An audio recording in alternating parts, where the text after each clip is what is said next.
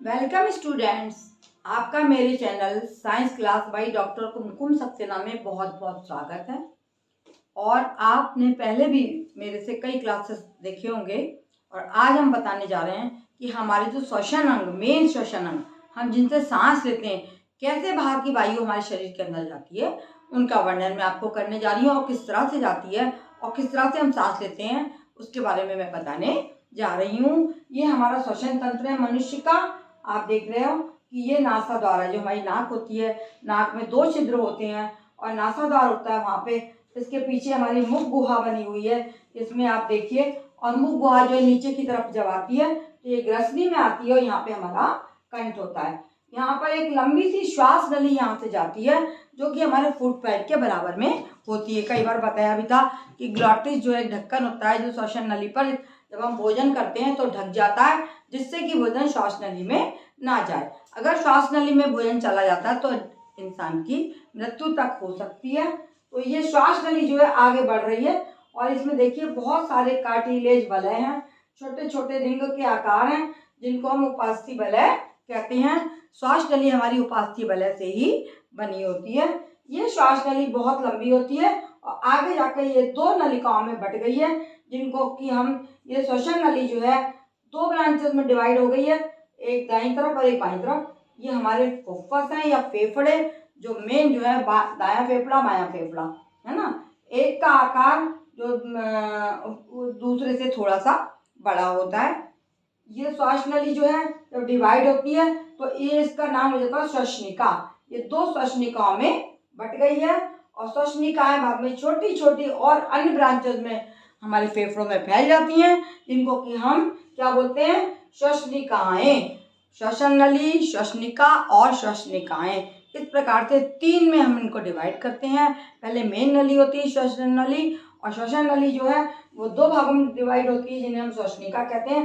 और श्वसनिका फिर छोटी छोटी, आप ब्रांचेस में देख रहे हैं, डिवाइड होती है, जिनको कि हम श्वसनिकाएं कहते हैं। और इनके सिरे पर छोटे छोटे वायु कोश होते हैं और वायु कोश जो है एल्वियोलाई, जिनको हम इंग्लिश में क्या बोलते हैं, एल्वियोलाई होते हैं, इनमें जो हवा भर जाती है। तो ये हमारा हो गया दायां फेफड़ा, ये बायां फेफड़ा है हमारा, बायां फेफड़ा दायां फेफड़ा, ठीक है। और इन फेफड़ों के ऊपर हमारी ये आप देख रहे हैं पसलियां, ये जो पूरी पसलियां हमारी फेफड़ों को ढके रहती हैं, इनके ऊपर पसलियां पाई जाती हैं। और डायफ्राम, ये इसके ऊपर एक रचना होती है डायफ्राम, इसी के फैलने और सिकुड़ने से हवा का आवागमन होता है। हवा अंदर जाएगी या हवा बाहर आ जाएगी। तो ये सब होगा आपके स्ट्रक्चर। नासा द्वार से हवा, हमारी नाक में जो है वो बहुत से बाल होते हैं, जिसकी श्लेष्मा में क्या ताकत होती है, इसमें एक जो म्यूकस या श्लेष्मा होता है उसमें ये ताकत होती है कि बाहर से आने वाले जीवाणुओं को अंदर प्रवेश करने से रोके। वो पहला ही छानने की क्रिया हो जाती है हमारे नासा द्वार में, और वो नासा द्वार से होती हुई हवा जो है फिर हमारे कंठ में जाती है, और कंठ से जो है उपास्थि वलय से एक बने होते हैं, फिर हमारी श्वास नली में ये हवा पहुंच जाती है। और श्वास नली में जाने के बाद में ये हवा श्वसनिकाओं में पहुंचती है और फेफड़ों में, फेफड़ों के अंदर ये बने होते हैं, श्वसनिकाओं के अंदर वायु कोश होते हैं, जिनमें की ये हवा पहुंच जाती है। हमारे श्वसन क्रिया का जो कार्य है, ये तो हो गया श्वसन तंत्र की रचना, है ना, फेफड़ों की रचना, श्वसन तंत्र की रचना, जो नाक से ही शुरू हो जाती है। नासाद्वार से मुख गुहा से फिर ग्रसनी, कंठ, और ये उपास्थि वलय बने होते हैं। ये हमारी लंबी सी नली होती है जिसे हम श्वसन नली बोलते हैं। डायफ्राम का क्या रोल है हमारे इन सब चीज़ों में। डायफ्राम जब हवा अंदर लेते हैं, कैसे आती है हवा अंदर, डायफ्राम जब सिकुड़ता है तो ये जो हमारी ये गुहा है ये चपटी हो जाती है, डायफ्राम के ऊपर उठने से चपटी हो जाती है और अंदर का आयतन आकार बढ़ जाता है। और जो वायु, हम कौन सी हवा लेते हैं, हम ऑक्सीजन गैस अंदर लेते हैं और हम बाहर कार्बन डाइऑक्साइड निकालते हैं। तो ऑक्सीजन जो हमारे इसमें किस तरह प्रवेश करती है, जब डायफ्राम के चपटा होने से जो हमारी जो पसलियां हैं ये सिकुड़ती हैं और वहाँ का आयतन जो है बढ़ जाता है और हवा तुरंत अंदर पहुँच जाती है। जब यहाँ पर कूपिकाएं जो है यहाँ तक श्वसनिकाओं में, वायु कोश में हवा पहुँच जाती है, यहाँ से मनुष्य सांस लेता है, श्वसन क्रिया अलग होती है। तो रुधिर में जो हीमोग्लोबिन होता है वो ऑक्सी हीमोग्लोबिन ऑक्सीजन के साथ संयोग करता है और बना देता है ऑक्सी हीमोग्लोबिन, है ना। ये बन जाता है आपका हीमोग्लोबिन। कहाँ पाया जाता है? हीमोग्लोबिन हमारे रक्त में पाया जाता है, लाल रक्त कणिकाओं में। हमारे लाल रक्त कणिकाओं में हीमोग्लोबिन पाया जाता है, लाल रक्त कणिका।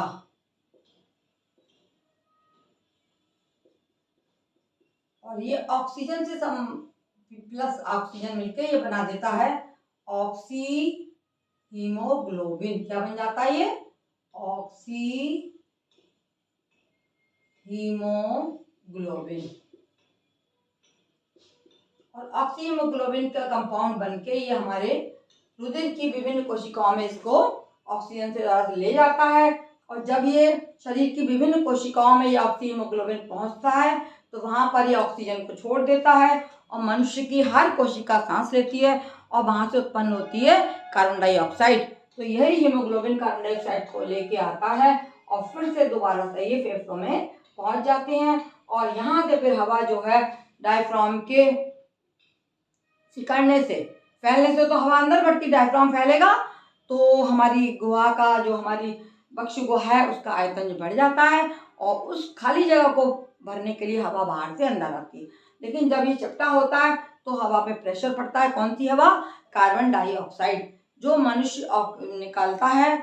और कार्बन डाइऑक्साइड जो बाहर यहाँ से आके सेम पैसेज से निकल के ये श्वसनिकाओं में आएगी, फिर श्वसनिकाओं से श्वसनिका में आती है, श्वसनिका से आती होती श्वास नली होते होते ये ऊपर से आके हमारे नासाद्वार के नासा छिद्रों से ही बाहर चली जाती है। इस प्रकार से मनुष्य सांस लेता है। ऑक्सीजन को अंदर लेना, कार्बन डाइऑक्साइड को छोड़ना जो है वो क्या है? श्वसन है।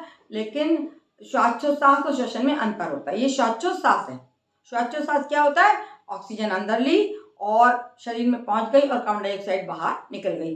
लेकिन श्वसन क्रिया एक अलग चीज है जो कि आपको मैंने लिख के बताया था कि ग्लूकोज पर जो है ऑक्सीजन की क्रिया होती है C6H12O6 प्लस O2, है ना, 6O2। तो ये बन जाएगा 6CO2 प्लस 6H2O। इस प्रकार से कार्बन डाइऑक्साइड जो बाहर निकलती है और हमारे ये ग्लूकोज है, ग्लूकोज पर ऑक्सीजन क्रिया करती है। इस क्रिया को हम कहते हैं श्वसन क्रिया। इसको क्या बोलते हैं हम? श्वसन। श्वसन श्वसन और श्वासोच्छ्वास में अंतर होता है। श्वासोच्छ्वास ये क्रिया अलग है और ये क्रिया अलग है। श्वासोच्छ्वास केवल क्या है? ऑक्सीजन को अंदर लेना, कार्बन डाइऑक्साइड को बाहर निकालना। लेकिन श्वसन क्रिया क्या है? ये एक रासायनिक क्रिया है, ये एक रासायनिक क्रिया नहीं है। आ जाता है बोर्ड में क्वेश्चन आएगा श्वसन में और श्वासोच्छ्वास में क्या अंतर है, तो आपको यही बोलना है कि श्वासोच्छ्वास जो है वो बाहरी क्रिया है जिसमें जो कि बाहरी अंगों में होती है, ऑक्सीजन का अंदर जाना और कार्बन डाइऑक्साइड का बाहर निकलना। लेकिन श्वसन क्रिया क्या है? ये हमारी कोशिकाओं के अंदर होती है। ये एक रासायनिक क्रिया है जबकि ये एक भौतिक क्रिया है। श्वासोच्छ्वास भौतिक क्रिया है, श्वसन जो रासायनिक क्रिया। रासायनिक क्रिया आपको मैंने लिख के दिखा दी कि ग्लूकोज का ऑक्सीडेशन होता है, कार्बन डाइऑक्साइड बनती है और पानी बनता है। इस क्रिया को हम बोलेंगे श्वसन। श्वसन जो है शरीर के हर अंग में होता है और श्वासोच्छ्वास केवल बाहर ही होता है। इस प्रकार से इसमें ये अंतर है जिसको आप समझ लीजिए। ये हमारे श्वसन अंग है और मनुष्य कैसे सांस लेता है, किस तरह से कौन से अंगों के द्वारा सांस लेता है, ये मैंने आज आपको पूरी तरीके से बता दिया है। और क्या रासायनिक क्रिया होती है ये भी मैंने आपको बताया है। बोर्ड में पूरा क्वेश्चन आ भी सकता है और इसमें से छोटे छोटे क्वेश्चन भी आ सकते हैं जिससे कि आप कोई भी क्वेश्चन आएगा उसका जवाब आप दे देंगे। धन्यवाद।